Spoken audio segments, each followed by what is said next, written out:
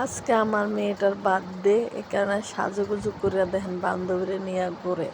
আর আমার যখন ছোটোবেলা বান্ধবী ছিল, আমার বান্ধবীর মা এত হারামি ছিল, কোনোদিন আমগুলোর লগে মিলতেই দেয় নাই জানেন। কারণ কি জানেন? কারণ ওরা ছিল বাড়িয়াল না, আমরা ছিলাম ভাড়াইট্টা।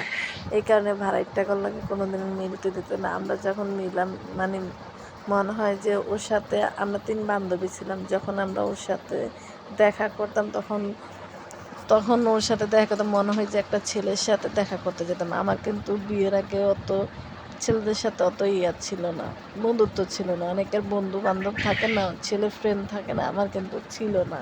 আমার একটা বান্ধবীর ভাই শুধু ছিল, আর এমনি কোনো ছেলে ফ্রেন্ড আমার কোনোদিন ছিল না। আর শুধু ওর সাথেই দেখা করতে যাইতাম, এমনভাবে মনে হইতো যে ও আমার বয়ফ্রেন্ড। ওর মায়ের তো হারামি ছিল এই মহিলার, আমি যত দিন বাচ্চা থাকুম ওই মহিলার নামে এই কথাই কইয়া যাবো। আরেকটা বান্ধবী ছিল, আমরা 3 বান্ধবী ছিলাম। ওর মা বাবা আল্লাহর রহমতে অনেক ভালো ছিল। আর কিন্তু ওরা আমগুলো লাগে মিলতে দিত না একটাই কারণে, ওরা বড়লোক, বড়লোক বাড়িয়াল না, ঢাকা শহর বাড়িয়াল নি, বোঝেন না। আর আমরা বাড়া থাকি, ওরে মারে মা বাড়া থাকি, বাড়িটাগুলো লাগে মিলতে দিব, আঙ্গুল লাগে মিলতে দিত না। এই হলো অবস্থাটা। এখন আমার মাইয়ার এই বন্ধুত্ব দেখে মনে পড়ে, আহারে আমরা যখন আমাকে জন্মদিন থাকতো তখন যাইতাম দেখা করার লেগা। ওরে বাপরে বাপ, দেখা করতে তো দিতই না আঙ্গরে।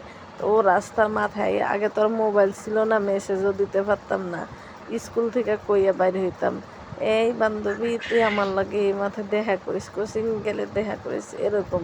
এছাড়া আমাকে দেখা হইতো না, কত হইতো না। একটু খেলো, আগে তো একটু কারেন্ট যেত ঘন ঘন, আর কারেন্ট গেলে ও ছাদের উপরে উঠতো, পরে আমাকে কইতো, পরে আমরা যাইতাম, ইশারা দিত। এরকম ছিল আমাকে বন্ধুত্ব। এখন আর ওইটা নাই, কারণ ওর মার জন্য ওর সাথে আমরা মিলামিশা বন্ধ করে দিছি।